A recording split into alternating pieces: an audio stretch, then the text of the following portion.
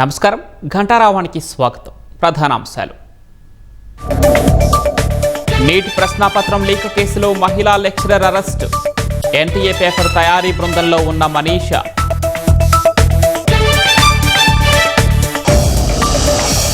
తల్లికి వందనం నగదు పెంచేందుకు ప్రభుత్వ యోచన. భగవంతుడు కరుణిస్తే అందజేస్తామన్న చంద్రబాబు.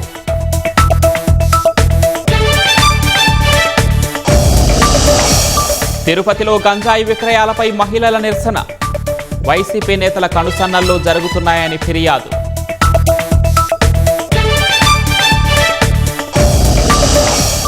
అప్పుడు 4 ఇప్పుడు 100కు పైగా యూనికార్న్ సంస్థలు.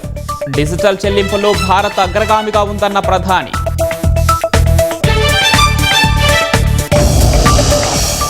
భారత్కు వ్యతిరేకంగా ఉగ్రవాదులను ఉసిగొల్పితే వదలం. పాకిస్తాన్ను హెచ్చరించిన ఆర్మీ చీఫ్ ఉపేంద్ర ద్వివేది.